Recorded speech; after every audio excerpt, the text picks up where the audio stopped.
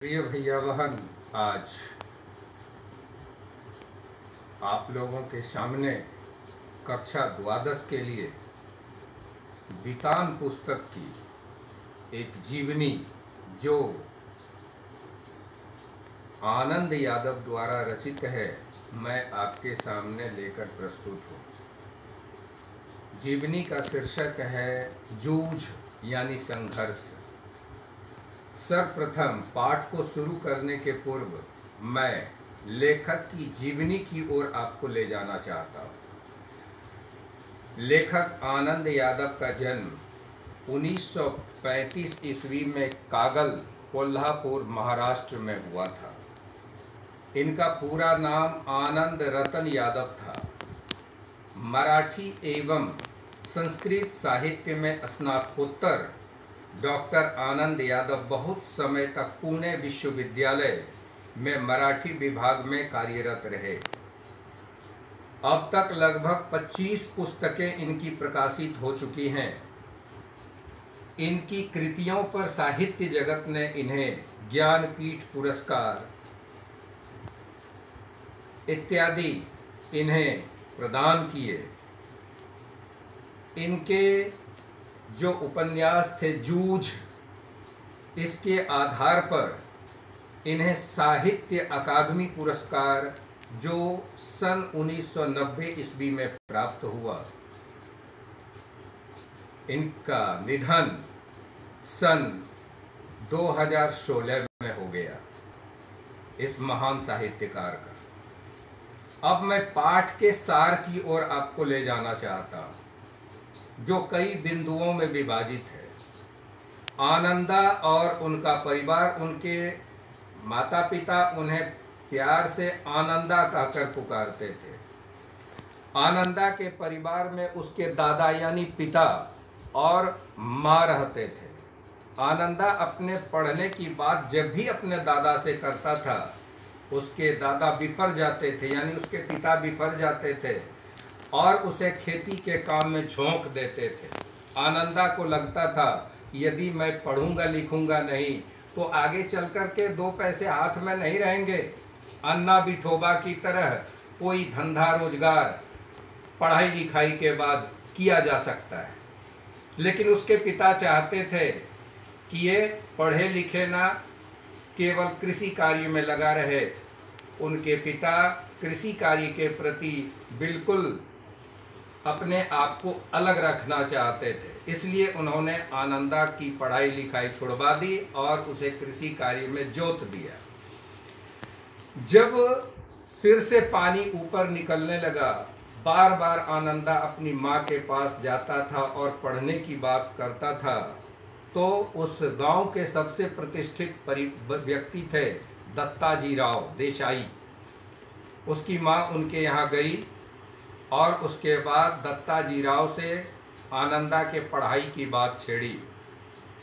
उन्होंने आनंदा और उसकी माँ की सारी बातें सुनी और जाते जाते यह कहा कि जब आनंदा के पिता आ जाएं तो उसे मेरे यहाँ भेज देना, यह नहीं बताना कि तुम यहाँ साग भाजी देने आई थी, ऐसा तुम उन्हें बताना। अब तीसरा बिंदु है आनंदा के जीवन का, जो उन्होंने बड़ी ही सहज ढंग से व्यक्त करने का प्रयास किया है। आनंदा और उसका पाठशाला संबंधी अनुभव। दत्ताजी राव के समझाने पर आनंदा के पिता मान गए और अपने पुराने कॉपियों और पुस्तकों के साथ आनंदा पुनः विद्यालय में कक्षा 5वीं में ही पुनः जाकर बैठने लगा। वहाँ भी उसे चैन नहीं मिला। जो भी उनके पुराने साथी थे वो अगली कक्षा में चले गए थे। नए जो बच्चे थे वे आनंदा से दूरी बनाकर रखते थे, क्योंकि आनंदा की स्थिति जो थी वह ठीक नहीं थी। उनका पहनावा ओढ़ावा भी ठीक ठाक नहीं था। मैलखाऊ रंग का पैंट और उसी तरह का एक शर्ट पहन करके, कमीज पहन करके वो विद्यालय जाता था और उसके जो सहपाठी थे उसे बहुत चिढ़ाते थे। आनंदा को कभी कभी ऐसा भी लगने लगता था इससे अच्छा तो कृषि कार्य है, वहाँ तो मुझे कोई रोकने टोकने वाला नहीं है। वह विचार करके घर जाता था, लेकिन पुनः जब वह सुबह सो करके उठता था तो उसके मन में उत्साह रहता था कि मुझे पुनः विद्यालय जाना है। उस विद्यालय में एक नवो सौंदलगेकर नामक शिक्षक थे जो आनंदा को बहुत मानते थे।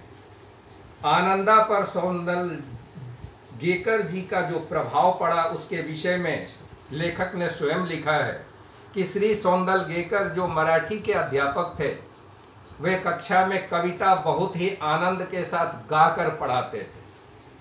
सुनने वाले भी मुग्ध होकर सुनते थे और उन्हीं का प्रभाव पड़ा कि आनंदा ने बहुत कम समय में कविता रचना और कविता गा करके पढ़ना दोनों सीख लिया। बड़ी बड़ी कक्षाओं में भी नव सौंदलगेकर आनंदा को लेकर जाते थे और उसके बाद आनंदा उस कक्षा में जाकर के अपनी स्वरचित कविताएं सुनाते थे, जिसको सुन करके नव सौंदलगेकर जो उनके मराठी के अध्यापक थे बड़े ही प्रसन्न होते थे। उन्हें लगता था कि मैंने जो इस शिष्य के प्रति सौहार्द का जो एक भाव रखा वो सफलीभूत हो रहा है। आनंदा और उसकी लगन अंतिम बिंदु के रूप में मैं आपके सामने में रखने जा रहा हूं। आनंदा की लगन ने रंग लाया।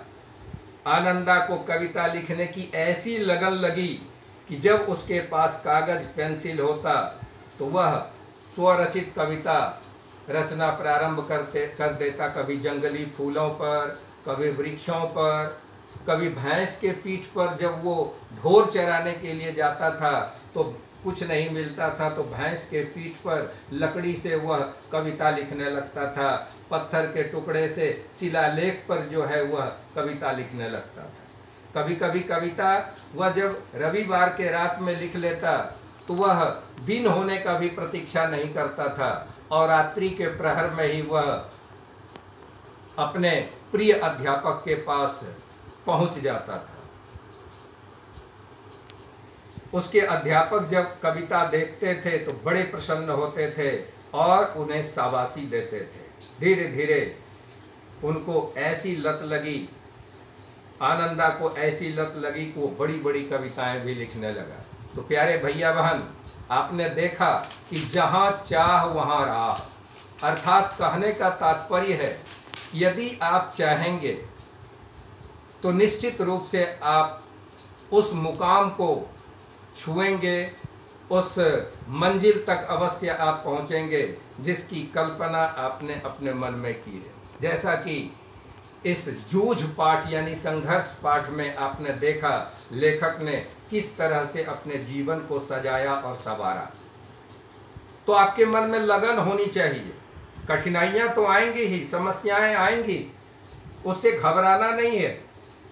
वो आपकी परीक्षा लेने के लिए आता है।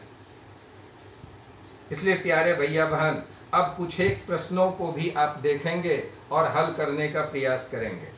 जूझ कहानी के आधार पर स्पष्ट कीजिए कि बदलते समाज में लोग कृषि छोड़कर नौकरी की तरफ आकर्षित क्यों हो रहे हैं। लेखक के पिता लेखक को पढ़ने के स्थान पर खेती बाड़ी में क्यों झोंकना चाहते थे। पाठ में यह बिंदु स्पष्ट हुआ है। जूझ कहानी के आधार पर बताइए कि अच्छी मित्रता आपके जीवन में कितना लाभदायक हो सकता है। जूझ कहानी हमारे समाज व जीवन में शिक्षा के महत्व को उजागर करती है। इस कहानी के आधार पर आपको तय करने हैं। इसके अलावा भी कई प्रश्न हैं जो पाठ्य पुस्तक के अंतर्गत है, इस पाठ के अंतर्गत है, उसको भी आप हल करने का प्रयास करेंगे। कल हम लोग फिर एक नए पाठ के साथ मिलेंगे, नई ऊर्जा के साथ मिलेंगे। तब तक के लिए धन्यवाद।